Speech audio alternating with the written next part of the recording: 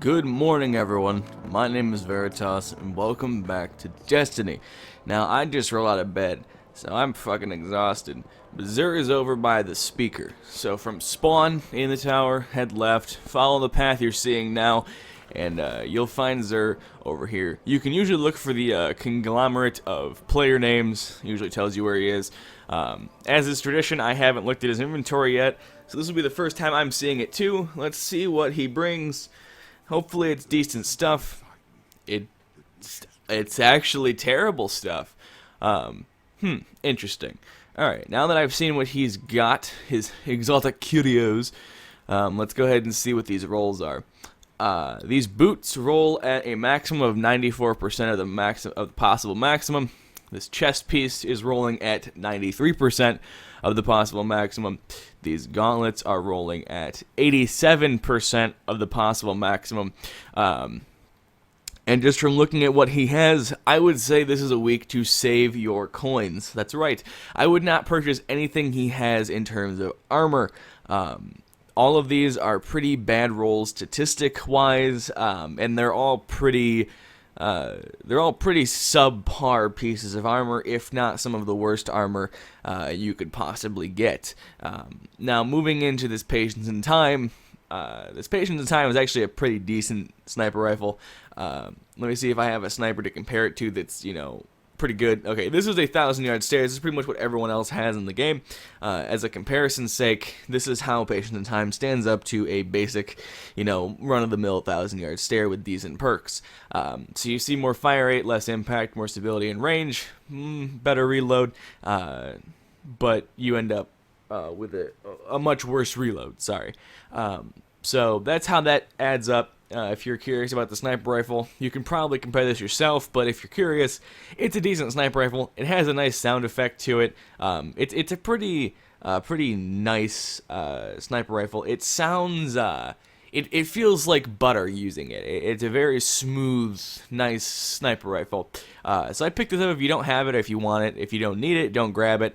It is an exotic. You're not going to get anything from this sniper rifle that you're not going to get from something else. If you already have like an ARC 1,000-yard stare or something like that, you're better off using that. This is more just like if you want the sniper rifle because you don't have it. I'll go into what this does in a second, but let's go and talk about these armors, and then we can move back to that.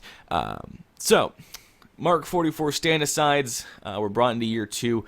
Increases the duration of your shoulder charge and tighter turn radius while sprinting. Pretty self-explanatory. What these do is if you are a striker titan running shoulder charge, it increases the duration of, when your shoulder charge, starts appearing on your screen to like, hey, you can do it now. The duration from when the ability starts being able to be used and when it ends being able to be used is increased, so you can run more looking for opponents to hit, and you get tighter turning radius, so you don't have a huge wide berth when you're running around. So that's pretty much what those do. They're pretty useless.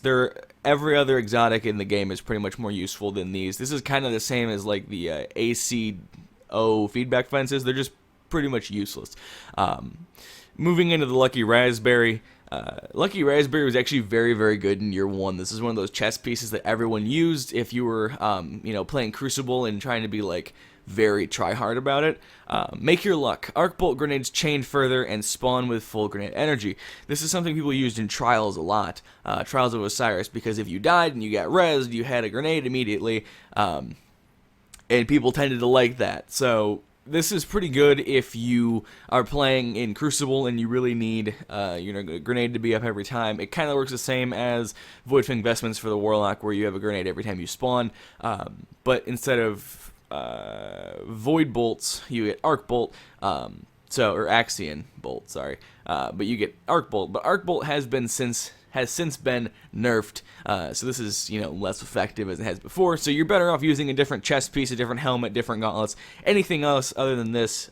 Because of that nerf to Arc Bolts, this is kind of useless. You can use this for full grenade energy if you so wish to, but you'd be better off using, like, the Young Ahamkara Spine for double trip mine on a gunslinger, or something that, buffs your Night Stalker or something like that. Moving into the Claws of Ahamkara, Claws of Ahamkara are actually a pretty decent exotic. They're not terrible. They look pretty nice.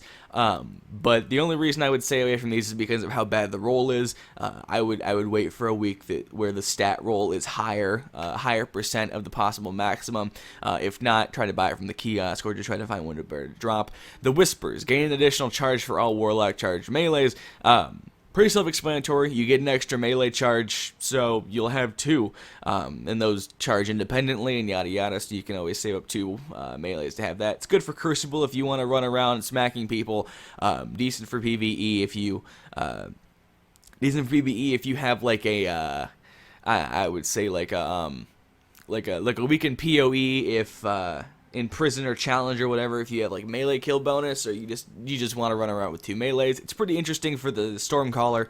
There's a perk on his tree where like if you get a melee kill, it regens your grenade and vice versa, and it's pretty nice when you have claws. I think it actually breaks with claws. I don't know if they fixed that yet, but I would stay away from these unless you absolutely need them, because there's really no point in getting them. Moving into the Patience and Time, or the Time and Patience. If you've got it, they'll never see you coming. This is Cat's, one of Cat's favorite sniper rifles, my buddy. Just because of how it looks and how it sounds. But essentially what this thing does is, let me find the perk here. Patience and Time.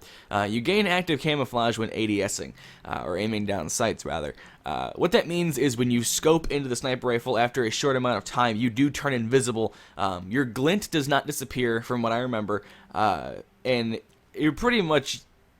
it only lasts until you shoot, so it's kind of pointless, but go ahead and grab it if you want. That's really all it does. It has third eye, and, you know, fitted stock and that kind of stuff. If you're going to use this and you want to know what perks to use, Field Choke, third eye, fitted stock, and then Patience of Time, and then roll with that. Those are your perks.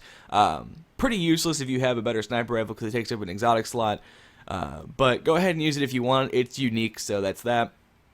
As always, he has a legacy engram for expensive.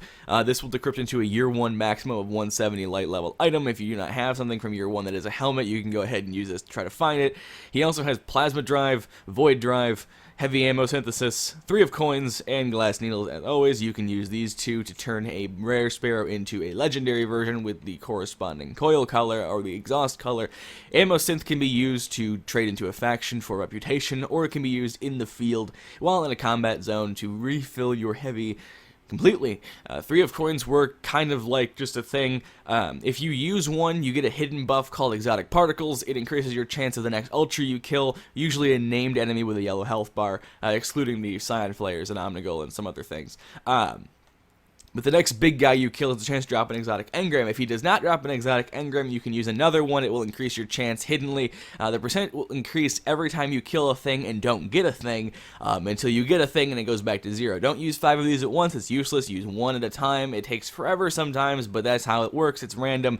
And it also works from finishing Crucible games. So if you play Crucible, it works the same. Imagine finishing a Crucible game like killing a guy, and you can use it the same way like that. Glass needles allow you to reroll stats and perks on armor and armor. So these are kind of expensive, but they're kind of neat. If you want to see the possible perks and stat rolls on certain armors, go ahead and go to Bungie.net, go to the armory and see what possible things you have. Don't try to get something you can't get on something. People do that and they get mad that they've wasted a bunch of stuff. It happens. Don't be that guy. I mean, technically with glass needles, you could sit here and grab like, you know, the Claws of Ahamkara and sit there and, you know, with like 10 glass needles and sit here on Twist Fate and just keep hitting this and praying that it comes out a good roll, but you're better off waiting for a good week unless you kind of know what you're doing. Glass needles, I would say, are a more advanced item, just in terms of, like, if you have the materials to spare, but a lot of people don't usually have a ton of materials to spare, and it becomes a waste of time very quickly. So be careful with what you're doing. Have fun. Enjoy. I would say don't buy anything this week. It's all kind of useless. Maybe patient in time if you don't have it. Other than that, that's going to be it for me. Like I said, he's over here on the, you know, by the speaker at the this walkway path porch thing. So he's over here. Enjoy. Have fun. He's got stuff, as always. I would not buy any of it, but that's where he is if you do for some reason want it. So thank you guys so much for watching. If you enjoyed, a rating would be much appreciated. And until the next video, as always, have a great day, everyone.